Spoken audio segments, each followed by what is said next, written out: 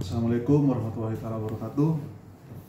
Mengenalkan diri, nama Muhammad Zainuri, UBJ dari Uger Jember, NIM 052-238-333.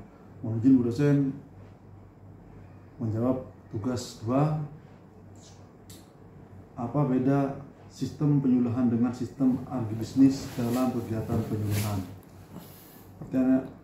Pertanyaan ini menyatakan perbedaan mendasar antara sistem penyuluhan dan sistem agribisnis dalam konteks kegiatan penyuluhan. Kedua sistem ini memiliki peran penting dalam pengembangan pertanian, namun memiliki fokus dan pendekatan yang berbeda. Fokus sistem penyuluhan berfokus pada transfer ke pengetahuan, keterampilan, dan teknologi kepada para petani dan pelaku usaha di bidang pertanian. Tujuan utama sistem penyuluhan adalah meningkatkan pengetahuan dan keterampilan para petani sehingga mereka dapat meningkatkan produktivitas, efisiensi, dan kualitas hasil panen. Metode sistem penyuluhan menggunakan berbagai metode seperti demonstrasi, pelatihan, penyuluhan lapangan, dan penyebaran informasi melalui media sosial. Contoh penyuluhan tentang teknik budidaya tanaman, penggunaan pupuk organik, atau pengendalian hama dan penyakit. Fokus sistem agribisnis memiliki fokus yang lebih luas, yaitu mengintegrasikan semua aspek dalam rantai nilai pertanian melalui dari produksi, pengelolaan, pemasaran, hingga konsumsi. Tujuan utama sistem agribisnis adalah meningkatkan efisiensi, profitabilitas, dan daya saing dalam setiap rantai nilai pertanian. Metode sistem agribisnis menggunakan pendekatan sistem sistematik dengan melibatkan berbagai pihak seperti petani, pengelola, distributor, dan konsumen. Contoh pengembangan sistem irigasi terpadu, pengolahan hasil panen menjadi produk olahan, atau pemasaran produk pertanian melalui pasar modern. Perbedaan utama: fokus sistem penyuluhan berfokus pada transfer pengetahuan, sedangkan sistem agribisnis berfokus pada efisiensi dan profitabilitas dalam seluruh rantai nilai. Pendekatan sistem penyuluhan menggunakan individual dengan fokus pada peningkatan pengetahuan dan keterampilan petani. Sistem agribisnis menggunakan pendekatan sistem dengan fokus pada integrasi dan optimalisasi seluruh rantai nilai. Tujuan sistem penyuluhan bertujuan untuk meningkatkan profitabilitas dan daya saing di tingkat industri. Hubungan sistem penyuluhan dan agribisnis meskipun memiliki fokus yang berbeda, sistem penyuluhan dan agribisnis saling terkait dan saling mendukung. Sistem penyuluhan berperan penting dalam memberikan informasi dan pengetahuan yang dibutuhkan oleh para pelaku agribisnis untuk menjalankan kegiatan mereka secara efektif dan efisien. Contoh petani yang mendapatkan penyuluhan tentang teknik daya tanaman yang dapat meningkatkan hasil panen mereka dengan harga yang lebih baik. Petani yang mendapatkan penyuluhan tentang penggunaan pupuk organik dapat meningkatkan kualitas hasil panen mereka sehingga dapat menjual hasil panen mereka dengan harga yang lebih tinggi. Sistem penyuluhan dan sistem agribisnis merupakan dua konsep yang berbeda namun saling terkait dalam kegiatan penyuluhan. Sistem penyuluhan berfokus pada transfer pengetahuan dan keterampilan, sedangkan sistem agribisnis berfokus pada efisiensi dan profitabilitas dalam saluran rantai nilai pertanian. Kedua sistem ini saling melengkapi dan bekerja sama untuk mencapai tujuan yang sama, yaitu meningkatkan kesejahteraan para petani dan pelaku usaha di bidang pertanian.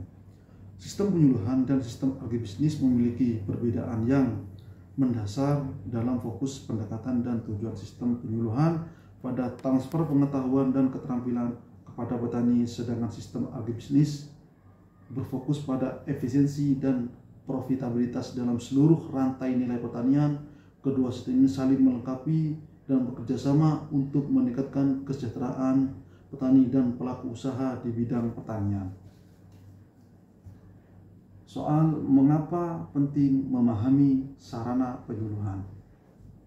Memahami sarana penyuluhan sangat penting dalam kegiatan penyuluhan karena ini akan menentukan arah, strategi, dan metode yang digunakan dalam daya, upaya, pesan, dan informasi. Tanpa memahami sasaran kegiatan penyuluhan akan menjadi kurang efektif dan tidak mencapai tujuan diharapkan. Berikut beberapa alasan mengapa penting memahami sasaran penyuluhan.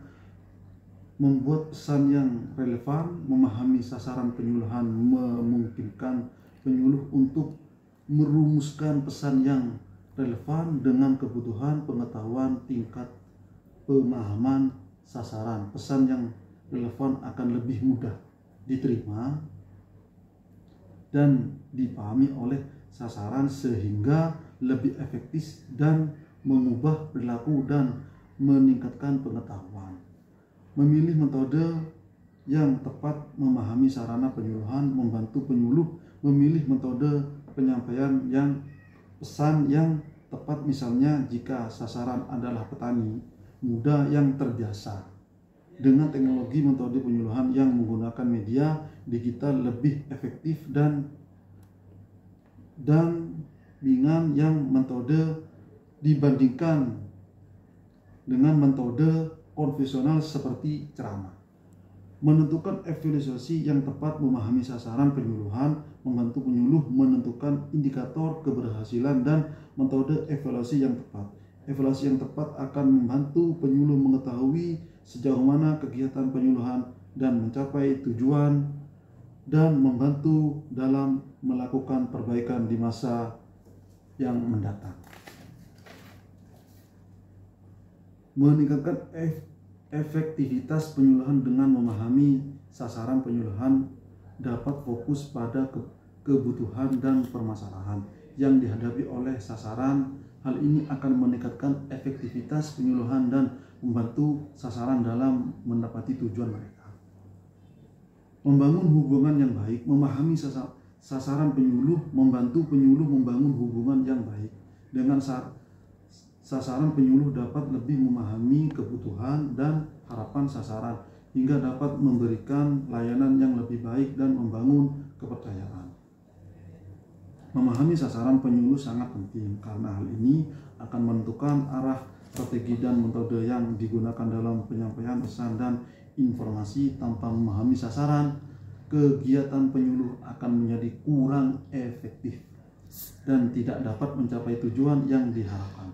Memahami sasaran membantu penyuluh membuat pesan yang relevan, memilih metode yang tepat, menentukan evaluasi yang tepat, meningkatkan efektivitas penyuluh, dan membangun hubungan yang baik dengan sasaran. Apakah kegiatan penyuluh merupakan suatu bentuk organisasi? Jelaskan alasannya. Tidak memiliki struktur organisasi formal, kegiatan penyuluh biasanya dilakukan oleh individu atau kelompok yang tidak memiliki struktur organisasi formal seperti badan usaha atau lembaga pemerintahan. Mereka mungkin bekerja di bawah naungan lembaga tertentu namun tidak memiliki struktur organisasi yang jelas dengan jabatan tugas dan tanggung jawab yang terdivisi. Fokus dan pengetahuan. Kegiatan penyuluh berfokus pada transfer pengetahuan dan keterampilan dan teknologi kepada sasaran. Fokusnya bukan pada pembentukan struktur organisasi atau menjalankan bisnis. Tidak memiliki tujuan komersial. Kegiatan penyuluhan biasanya tidak memiliki tujuan komersial. Tujuan utama mereka adalah untuk meningkatkan kesejahteraan masyarakat khususnya di bidang pertanian. Bersifat fleksibel, kegiatan penyuluhan bersifat fleksibel dan dapat dilakukan dengan berbagai cara tergantung pada kebutuhan, kondisi, sasaran. Tidak ada aturan baru tentang bagaimana kegiatan penyuluhan harus dilakukan. Bersifat sukarela. Kegiatan penyuluhan seringkali dilakukan secara sukarela oleh individu atau kelompok yang peduli dengan kesejahteraan masyarakat. Mereka tidak dibayar untuk melakukan kegiatan penyuluhan. Kegiatan penyuluhan bukanlah suatu bentuk organisasi dalam arti formal, meskipun melibatkan berbagai pihak dan memiliki struktur organisasi yang formal seperti badan usaha atau lembaga pemerintah. Hal ini karena kegiatan penyuluhan berfokus pada transfer pengetahuan, tidak memiliki tujuan komersial, bersifat fleksibel dan seringkali dilakukan secara sukarela. Sekian, terima kasih. Assalamualaikum warahmatullahi wabarakatuh.